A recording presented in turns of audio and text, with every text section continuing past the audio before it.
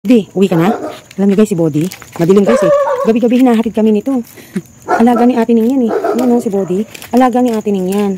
Hinahatid kami. Tapos, oh, diba? Di shit, siguro gabi tayo pumapasok.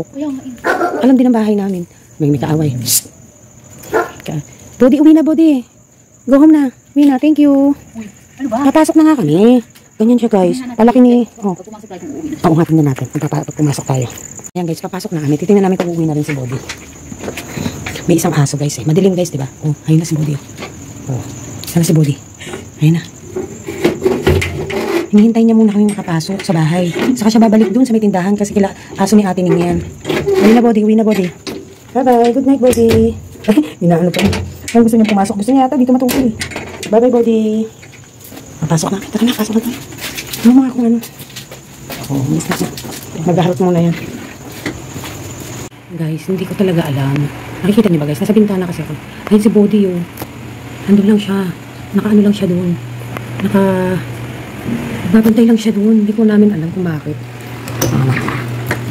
Body, uwi na. Uwi na. Ayun siya guys. Andiyan lang siya. Aso nila Ate Ning yan. Malapit sa amin yan guys. Dati, nandun yan sa loob ng tindahan namin. Natutulog pagka umaga. Tapos kung nawala din sa kanya yun. Tapos ngayon, nagulat kami. Ilang araw na rin, siguro mag-isang linggo na hinahatid niya kami tuwing gabi. Nakakapagtaka. Eh kasi may trauma po yan, hindi yan basta aalis sa lugar nila. Kasi may trauma yan, nawala po yan ng 3 weeks nung makatapos ng bagong taon o 2 weeks. Kasi nga na yung nagulat siya yung may mga putok, natakot siya, nagtatakbo siya kung saan-saan. Tapos nakita na lang siya nung nakakakilala sa kanya. Hinatid siya kila Ate Ning. Tapos, ayan nga, mga 4 na araw na, 1 linggo na, hinahatid kami ni Body. Malapit sa amin yung asa na yun, tsaka kay Daddy. Wala lang. Body, uwi na. Bye-bye. Good night, Body. Nestle. Coming! I'm coming! Ang dami ah. Hindi lang po. Yan lang po na. Oo, yan lang.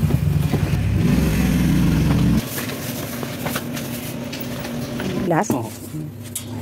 Bigas niya na po.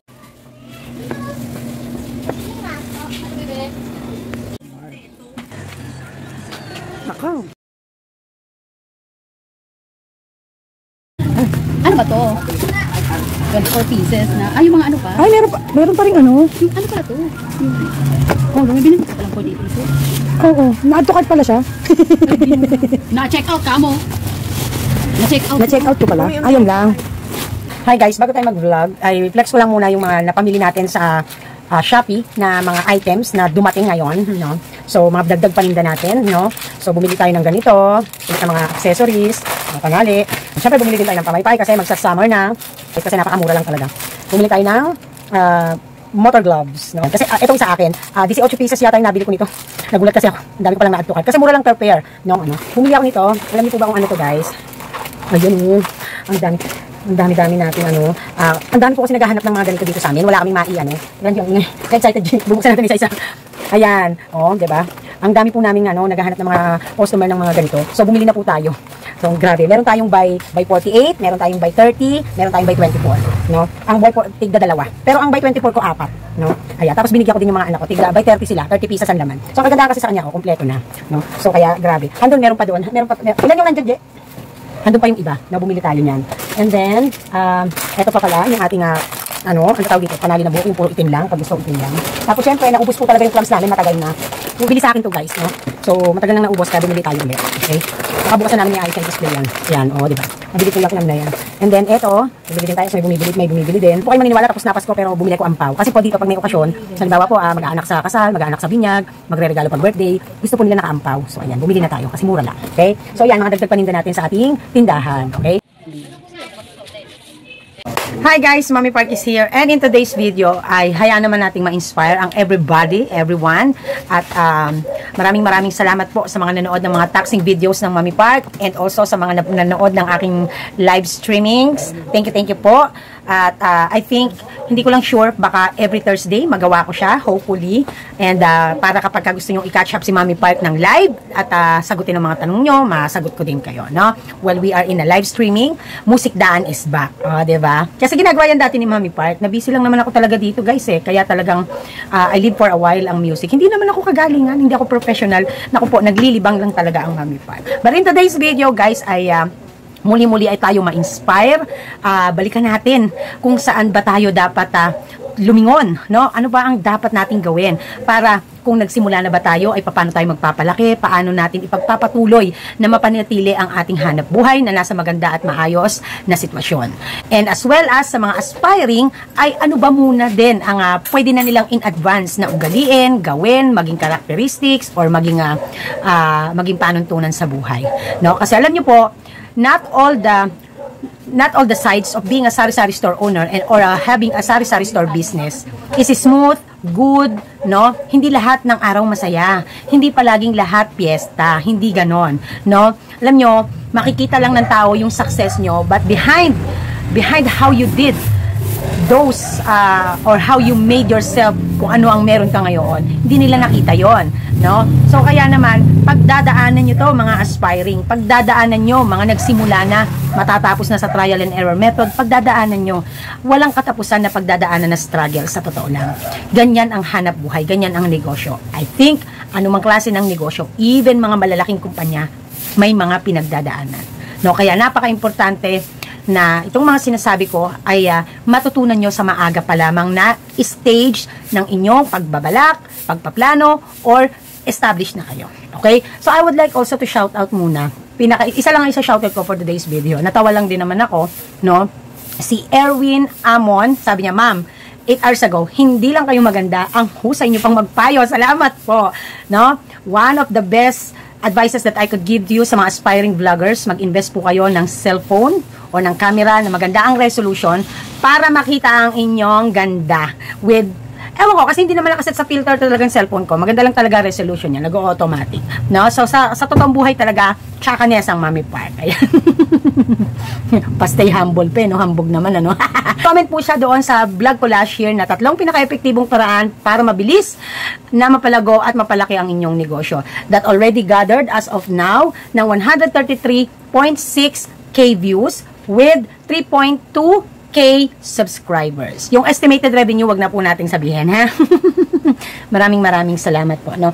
I do hope sa mga nakapanood ng mga vlogs ng vlog ko na yan, sana na-inspire kayo at na nagagawa nyo, no, na isa sa buhay nyo, and sana applicable sa inyo, and so para maging parehas din tayo, no? So honestly speaking, I am not claiming now na talagang successful na ako. However, getting there, no? And in my situation kasi, yung cases ko kasi talagang isa sa mahirap na sitwasyon kasi sa tulad kong nangungupahan, no? And everything talaga ay binabayaran. Wala akong nalilibre kasi wala pa akong bahay, pero nag-i-invest tayo, nagpupundar tayo kasi para mapirmis na. Ganon, no? So, nagpapasalamat din ako kasi syempre, napakabait talaga ng landlord namin, no? With always support by my landlord, isa sa malaking bagay. Kasi, naging honest talaga ako sa kanya sa situation ko, no? Sa totoo lang. So, in today's video, ay bibigyan ko kayo ng 10 mga words of wisdom na nai-apply ko at pinapanatili kong i-apply sa buhay ko bilang sari-sari store owner. Kasi ito yung nagli-lead sa akin, ito yung magli-lead sa akin into betterment, into good situation ng aking hanap buhay. And that is why I'll make sure na ito yung panuntunan na sinusundan ko. Bukod doon sa mga nasabi ko sa inyo sa mga paraan, mga epektibong paraan, paano mabilis mapalago at mapalaki ang negosyo natin. Ano? Kasi it always comes with a good, number 1, attain the characters of being a business person. So, mas advantage kung kung passionate kayo sa ginagawa nyo or kung passion nyo ang negosyo, ang pagbibusiness, ang business world. Kasi more or less, mas mabilis kayong makaka-catch up. Matututunan ang mga galawan pagdating sa negosyo, pagdating sa pangangapital.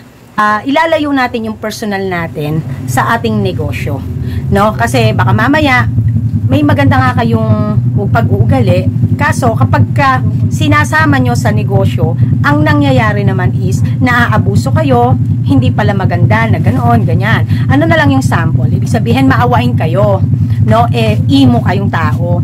However, sa negosyo, hindi po pwede, yung lalo na pag nagsisimula naawa kayo, siging nagpautang na hindi pa nga kayo nakapagpapalaki. So, sa simula pa lang, nabablock na ang success. So, yun po yung ibig sabihin ng Mommy Pot. So, ang characteristics ng being a business person talaga, sa totoo lang, is very different from your personal characteristics na ganito po kasi yan Ako po, iba po ang pagkatao ko kapag usaping hindi ako negosyante. Pero ang approach ko pagdating sa negosyo, iba din po. Okay? So, pinananatili ko yung pagiging hanggat maaari ay pagiging piliin kong maging mabuting tao. Na at the same time, kahit ina-apply ko siya in my daily basis in the business, I'll make sure na may boundaries. No? May boundaries, may hangganan, no? Meron akong mga panuntunan na kung hanggang saan ko lang kayang magbigay. Attain the characteristics of being a business person at hindi yung dramatic person, no? Para kayo ay mag-successful. Pangalawa, believe in the power of piso. No? Believe in the power of piso. Ang dami namin piso dito. Hello. Believe in the power of piso but never be contented in papiso-piso income. Laging salita ng mga negosyanteng nagsasari-sari store o nagtitindahan, piso-piso lang po ang tubo namin dyan, tapos utangin pa, o kaya naman, tapos, hindi na binalik ang kulang, ganyan. Piso-piso lang ang Yan, salita natin kasi bawat piso pinaghihirapan natin. Dugot pawis ang ating puhunan dyan. However, para ang piso-piso mo ay maging thousands, maging millions, paano ang gagawin mo? So, syempre, gagawa ka ng mga strategies, mga paraan para mapalaki mo ang negosyo mo, para manganak ng mas maraming piso mula sa piso ang iyong kaperahan, no? So, it's always good to say na pagpahalagahan ang piso. But it's not always good na maging ugali ang makontento ka ng papiso-piso. Kasi, kung ang isang negosyo ay isa sa malaki ang naiaambag para sa pamumuhay mo in daily basis, pagpapahalagahan mo talaga at hindi ka makukontentong hindi mo maabot ang kailangan mong kita. In my case, bread and butter namin ang tindahan ngayon. So, talagang ang mami, hinanda ko talaga ang tindahan para doon. Kaya nung mga una talagang kasagsagan ko ng taon dito, hindi talaga ako kumabig ng income kahit halos wala akong kinukuha ni pambili ng kahit anong pagkain. Hindi ko basta kinukuha dito sa tindahan. Talagang inayos ko at pinrepare ko siya to sustain us in a moment na kailangan na namin siya. Yung talagang dapat asahan na namin siya. So kaya hindi ko inipit. Hindi ako nag-ipon. Nilabas ko lahat para sa negosyo. Hindi ako nag-ipon. Hindi ko inipit ang pera. No, hindi ako nag-savings ng challenge. Kasi ang gusto ko, mag-rolling at mapalaki aking panuntunan. Naalala ko noon, si 4S Vlog, ang tawag niyan, ang term niya dan sa pagpapaikot, compounding law. However, ako naman hindi. Hindi naman compounding law ang tawag ko diyan. Talagang rolling system, no? Magpapa-rolling talaga. Okay, anyways, actually, magkaiba lang kami ng way how to say it. Pero marami binablog at tiniteach ni 4S Vlogs. I would agree, no? Okay, number 3, no pain, no gain. Abay, syempre, no? Hindi yan bastang magic lang na kapag naglagay ka dyan, bukas, ang ganda ng sales mo, bukas, paghihirapan mo yan, no? Dadaan ka talaga sa punto na kailangan, when it comes to physical, malakas ka. When it comes to emotional, malakas ka. May mga bagay na sasakit talaga ang loob mo, sasama ang loob mo, nagdadasal ka kasi bakit ganoon sa kabila ng ginawa mo naman ang lahat. And you are started questioning why, no? But, honestly speaking, wala naman po talagang success na hindi ka dadaan sa paghihirap. Literal na salitang, yung essence talaga ng business when it comes sa salitang world of sales. Okay? Kasi, focus tayo sa world of sales. Okay? Ang pinili mo ay sari-sari store, not just only physical works ang i-drain ka, also emotional. And so, you have to be prepared to that. Kasi, no pain, no gain. Number 4, nasa Diyos ang awa, nasa tao ang gawa. Whatever pa ang gawin mo dyan, no, na pagdarasal, manalig ka, go yan, good yan. However, kung hindi rin nasa iyo ang pagkilos at paggawa, wala ring mangyayari. It's just a guidance that you could get, no, na sa Diyos. Pero ang pagkilos nasa iyo. no? So kaya panatilihin mo pa din na always ang iyong isip ay ang iyong mental state ay nasa magandang kondisyon nang sa ganun ay makapag-isip kayo ng maayos, no? Mas maisip nyo yung magagandang bagay, yung creative things na po pwede nyong i-apply na magagamit ng inyong negosyo nang sa ganun ay lumaki ang kita. Pagdarasal, panatilihin nyo. Pero hindi ibig sabihin, inasa nyo na lang sa Diyos at naghintay na lang kayo. Parang ganito yan. Hinihintay ni Juan na si Pedro ba o si Juan, na bumagsak yung bayabas sa bibig niya na nakatanga na lang. Hindi ganun yan. Kumilos ka. Kunin mo, pitasin mo para makain mo. Okay? Number 5, flying high with 2 feet on the ground. Meaning to say, kahit lumalago na, umuokay na ang buhay mo, nagiging mas masarap pa rin ang you stay low profile, no?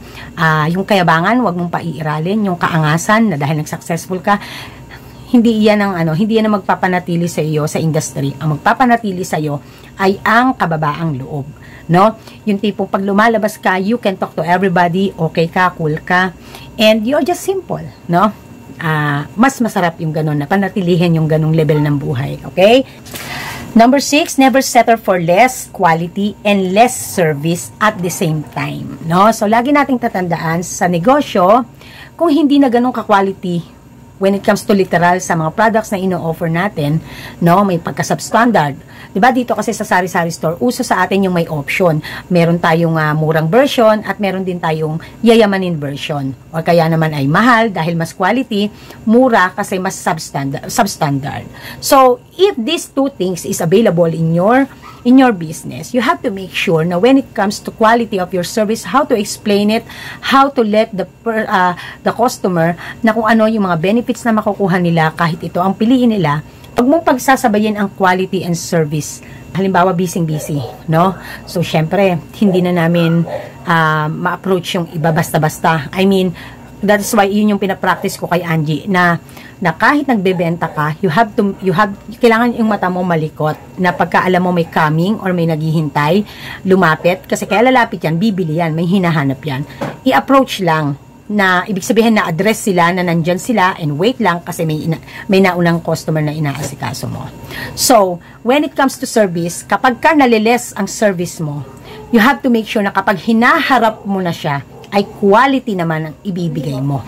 Okay? What I mean is, natapos ka na sa isang customer, pag binigyan mo naman yung isang customer, halimbawa siya na ang bibili, you have to make sure na ma-feel nila na kahit naghintay ka, no? Kahit naghintay ang customer, ibig sabihin bawing-bawi naman nung sila na ang hinaharap mo, no? So, ako talaga, isa sa pinaka-actions ko dito, no? Para akong action star dito Halimbawa, ang dami dyan. Nag-assist ako ng isa. Tapos nagsusukli ako, may dadaanan ako na may nakaabang pala. O, kayo po ba, meron na? May nag-assist na po ba? Kasi syempre ilan kami nagtitinda, no? Lalo na pag nandito yung mga kids. Okay na po ba kayo? Nasabi nyo na po ang kailangan nyo, ganyan. No? So, this is what I mean na huwag kang mag-settle for less quality and less service at the same time. Okay? Hanggat kaya mo na magawa, ay pagsabayin mo na quality ang mabibili nilang produkto sa iyo and quality din ang service na maibibigay mo. Meron po kasi mga iba, no, na mga tindero-tindera. Kapag ka po halimbawa, alam nila kasi na sila lang yung malalapitan ng customers sa needs nila. Nalilesen na yung quality of service na how they sell, how they speak to customer. Yun yung pangit, no? Wag pong masyadong feeling entitled when it comes to being a store owner. Tandaan nyo po, customer is the blood of our store, no? So, kaya kapag kahit sabihin pa na parang ganito lang yun wag ka magmamalaki sa customer, okay? Don't ever maging habit yung less quality na nga, less service pa at the same time ang ibibigay sa customer. Okay? So, sana na-gets, no? 7, believe in education, knowledge is power. Alam niyo po, ito, dito ko asar pag kami mga vloggers, content creators, na they're saying na, hindi naman na kailangan magtapos para maging successful sa pagnenegosyo. Well, the truth is, you are in the Philippines. And dito, ang isa sa stepping stone para makaahon ka sa hirap ay ang education. Yesterday yata o the other day, I'm watching a video of most dangerous, isang documentary siya ng mga most dangerous way to school. Yung mga bata na makapasok lang ng pag-aaral, makapasok lang sa school, talagang tumatawid ng ilog literal, tumatawid, naglalakad ng bundok literal, milya-milya ang nilalakad para lang maka-attend ng pag-ieskwela kasi ayaw nilang maging illiterate, no? At talagang yung danger na sinasabak nila. Yung napanood ko, Nicaragua ba yun? Nicaragua ba yun? Yung kung saan, di ba sabi mo yun yung bansa na kung yung sa nanalo yung Miss Universe natin ngayon? Nicaragua, tapos Bonilba ba yun? Bonibia. And then Philippines, no? Pinanood ko yan guys lahat. Na ano lang ako, na-amaze lang ako, and doon ko talaga na-appreciate how fortunate I am na even nung araw ay naglalakad kami, still kalsada pa din ang nilalakaran namin going to school. At kahit tsinelas lang kami noon, maayos naman ang tsinelas namin. And yung mga resources namin somehow is nare-reach naman namin, no? Kumbaga ba ay talagang sa magulang namin kung talagang may source of income sila, mapag-aaral kami ng maayos. But this, in this part na napanood ko talaga, ganon ka, sila na matuto. Kasi nga, stepping stone natin ang maging literate para mag-successful tayo sa ating buhay pagnenegosyo, no? So ngayon, 'di ba? Nagtatapik ako ng taxing. Doon ko talaga na-realize na hindi pala sapat na nakapag-aral lang ako. Kasi meron pa palang specific na mahihirapan ako when it comes to maintaining my negosyo na legal at nasa ayos, ganyan. Kasi you need to learn taxing. Hindi naman namin pinukusan masyado yan when we are in college. Kasi broad ang aming course, no? Business Administration. And that time, iba ang style ng taxing. So, at tinuro sa amin yung recent style lang ng taxing. Hindi katulad ngayon. Laging amended ang mga batas at ang mga Republic Act when it comes to taxing. So,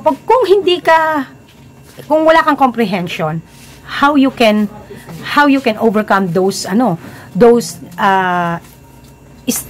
things na gusto mong mag-level up ang iyong negosyo, gusto mong mapalaki ang iyong empire,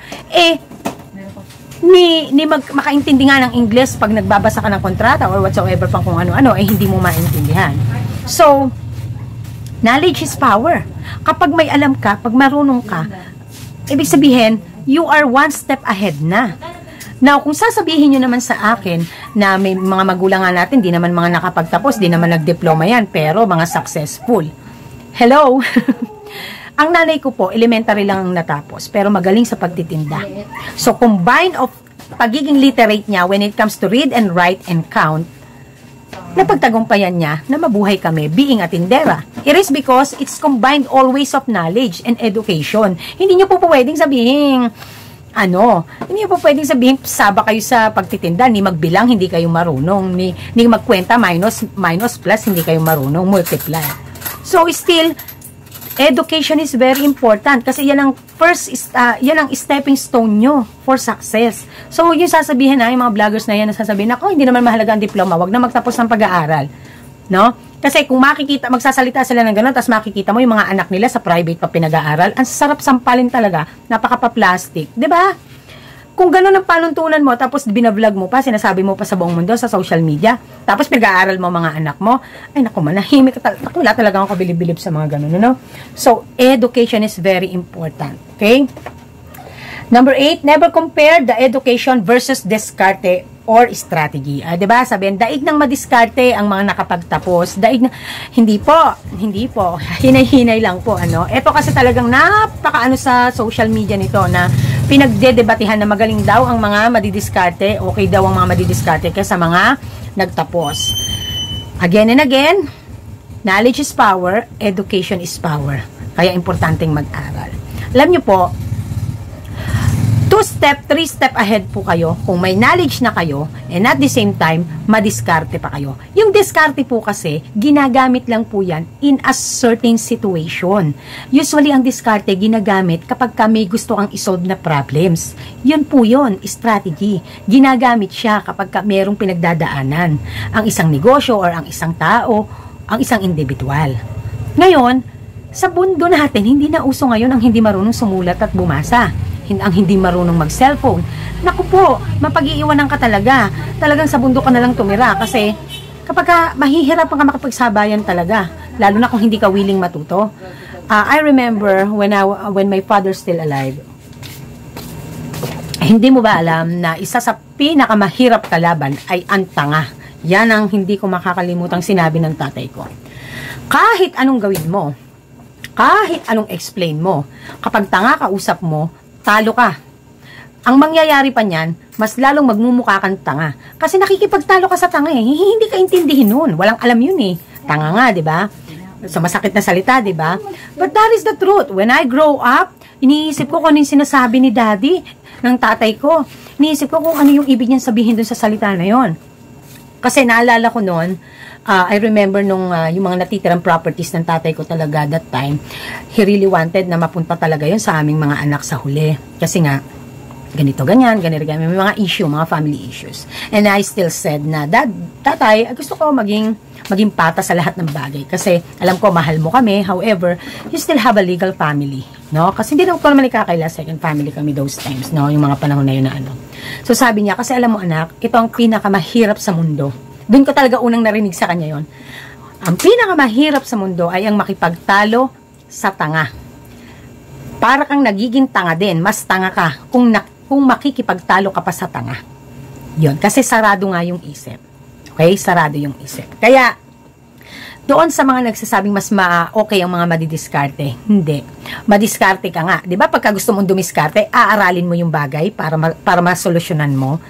So, ibig sabihin, you need to learn. Paano mo matututunan kung wala kang comprehension?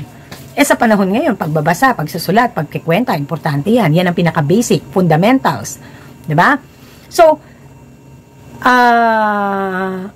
pag ako nakakarinig ng mga ganun, talagang sobra akong naano. Kasi I believe talaga in education. No? I really believe in education. Sa totoo lang, hiyang-hiya ako noon, nung college graduate na ako, pero ako lang ang walang Facebook. Hindi ako marunong yan. Ako lang ang walang social media account. No? Sa lahat ng mga naging classmates ko, ako lang ang napag-iiwanan. And it's because my situation is also that handoon ako sa buhay ko noong that time na ako talaga ay I just cannot access some stuffs. Focus ako sa mga anak ko at focus ako sa gitna ng bukid para mag-alaga ng mga anak at kung paano mabuhay ng isang kahit isang tuka. So, when I come out from my world, yung ganung world ko that time, talagang I'll make sure na matuto ako. Kasi, total naman, meron naman akong comprehension, no? So, inimprove ko talaga siya, sinikap ko na mag-level up ang aking utak. Kasi, alam nyo po, kung mapapanood to ng mga classmates ko when I was in college, talagang ako talaga, wala ako sa level ng utak nila. They are good in all academic aspects. When it comes to academic aspects, ang gagaling talaga nila. Even my best friend, di kayo maniniwala, matataas ang grade ni Maylin, ni Beshi ko, compared to me. Sa totoo lang. But, ang inilaban ko naman is, bukod dun sa stock knowledge ko na kahit hindi ako katalinuhan, ay madiskarte naman akong gumawa ng paraan. Yun naman yung inilaban ko. And so, kahit papaano, no? Kahit paano, may nasay naman ako na may na-achieve ako sa buhay. So, yun, ganun lang. Sasamahan pa rin. Ang diskarte, nagka-come out lang yan kapag may certain situation na kailangan na siya. Kailangan mo ng diskarte. So, hindi iyan yung from the very beginning. Sa wari ba, halimbawa, mag-o-open ka ng store ngayon. Malalaman mo ba agad ang gagawin mong diskarte kung wala ka pang nakikitang problems? So, para ka dumiskarte, kailangan may nakikita ka munang problema. Ay, humihina ang benta ko, bakit kaya? So, kailangan mong dumiskarte. Anong gagawin mo? 'Di ba? So, anong aaralin mo? Ay, kailangan mag-aral ako kung paano matutong magpresyo ng matino. Nakatanggap-tanggap sa customer nang mabilan ako. 'Di ba? Yung may diploma at wala. Ang pinag-uusapan dito, at least the basic knowledge ng para maging may comprehension ka, no, to understand things na mga basic, dapat may education ka somehow, may background education ka, and also meron kang diskarte. Kasi kahit matalino ka, kung wala kang diskarte, parang nonsense. Kahit madiskarte ka, wala ka namang alam. No, madiskarte ka lang, pero wala kang alam sa law. Halimbawa, halimbawa, ay, hindi ko alam na bawal pala yon. hindi ko alam na hindi pala po pwede yun. Ganyan, ganyan, ganyan. Hindi ko alam. Ang diskarte mo kasi ay tumakas ka, binaliwala mo. Yun ang diskarte mo, wag mong intindihin. Yung pala dapat intindihin mo. Kasi sa batas, nasusulat na dapat pag ganito, ganyan. 'Di ba? Alam niyo po ba? Ignorance is no excuse sa batas. Kahit ignorante ka, kahit wala kang alam, hindi ka excuse basta nakagawa ka ng krimen, basta nakagawa ka ng bagay na labag sa batas. Kahit illiterate ka pa, wala hindi ka excuse. Unless ikaw ay may mental illness, no? Ikaw ay moron, ikaw ay idiot, ikaw ay crazy, ikaw ay baliw, ikaw ay PWD, no? Yung halimbawa ay special person ka, autistic ka, yun maiintindihan yun. Pero yung sasabihin mong nasa katinuan ka, kaya lang ay kulang ka nga sa knowledge, kulang, illiterate ka, kaya, so nagigets po ba ibig sabihin ng Mami Pat? Okay? So sana naiintindihan, no? Huwag yung sinasabi na madiskarte ka lang, okay na. It doesn't end there. Okay? Next would be number 9. Not all opportunities is for you. Grab some or even one if you think your 100% is available. Ang daming opportunities, Mami Park, na dumadating sa akin. Ano bang pipiliin ko? Meron akong abroad, pwede akong mag-abroad, ang ganda ng sahod. Pero pwede din naman akong magnegosyo dito kasi may pwesto, tapos puhunan na lang ang kailangan ko. Ano bang pipiliin ko? Mag-abroad kasi hayun na, may kita na ako pag nag-abroad ako. Or maghahari muna na ako makipagsapalaran na ako ay magtitindahan, mag-negosyo, nang hindi ko alam kung kikita ba ako or hindi. Alam niyo po, kapag gusto nyo pagdesisyon na ng isang bagay sa buhay nyo, whether it's about business or whether it's personal, kung hindi nyo kayang ibigay ang 100% nyo dito at hindi nyo kayang mag-compromise, hindi nyo kayang mag-sacrifice, huwag nyong i-take. Huwag nyong i-take. Kasi, hando na kayo sa risky, hando na kayo sa risky part. Na anong ibig sabihin? Na malamang sa malamang, bagsak ang kalalagpakan nyo. Diba? Babagsak kayo. Bigyan pa natin ng best example.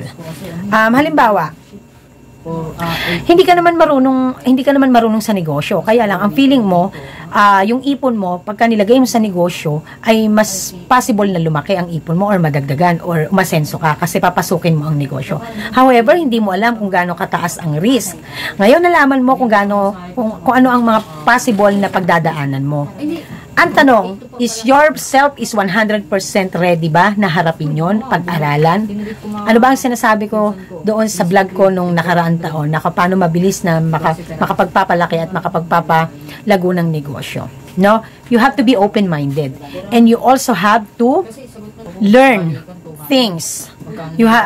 Yung preparation, yung self-preparation mo emotionally, mentally, and physically, kailangan nahandoon. Yung self-readiness mo. Kailangan yung masasabi mo talagang, this is it, Pansit, 100% ready na ako.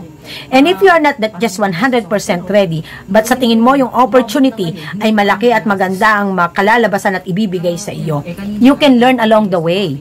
Along the process, pwede mong pag-aralan yung iba. No? Sometimes you need to learn to say no, and sometimes you need to learn to say yes, yes, yes. Okay? So, kailangan ganun ka. No? Not all opportunities is for you. So, don't take all. Hindi lahat fit sa'yo. Baka, ay sige, ganun ka lang ng ganun. Okay, invest tayo dyan, mga pital tayo dyan, ganyan. Pero hindi mo naman pala kayang panindigan. No? Kahit isa lang ang kunin mo sa 5 opportunities, halimbawa na dumating sa iyo, okay lang yon because you can give your 100%. Much better yon. More of possible na unsuccessful ay ang outcome. Okay? So, and for the last, the customer is the blood of our business. Always make sure they are red. And so you are. No? So, diba? Ano ba, ang red color ay nagsisignifies ng joy, hate, love, marami po sinisignifies ang color red. No? So, meaning to say, if you want your customer is happy to your store, panatilihin mo din na happy ka. If you want your customer is always na nasa store mo, edi syempre panatilihin mo din kung ano yung nakapagpapasaya ka sa kanila na kaya mong ibigay. Okay? Kaya, They are the blood of our store, our business, and always make sure they are red. Kasi 'di ba, kapag yung red natin, 'di ba sa dugo, ang red, kapag ang red blood cells ay natatalo ni white blood cells, pwede nating ikamatay, 'di ba? Kasi bumababa ang ano natin, parang paano ba, bumababa platelets noon, pag yun ba tawag doon sa medical terms. So wag nating hahayaang maging ganon. Okay? So kaya tayo din dapat kung ano yung, kasi reflection tayo ng customer natin. Di ba kayo maniniwala? Reflection tayo ng customer natin. Natutuwa sila dito kasi natutuwa din tayo sa kanila. So, give and take relationship, ika nga. Although, mas madalas nasa atin ang pag-a-adjust kasi yung lagi nating sinasabing customer is always right, hindi naman din yun ang punto doon, talagang literal na literal. Everything is always merong boundaries. Kasi masama din ang sobra, masama din ang kulang. Okay? So, kaya naman, panatilihin mo kung ano yung maganda. At wag mong gawin yung hindi maganda, syempre. Okay? So, I do hope na na-inspire kayo for today's video and see you again sa susunod nating vlog. And sana meron kayong, kung may mga questions kayo, may mga gusto kayong i-discuss, pag-usapan natin. So, this is Mami Park and this is Team Park Fighting. Bye!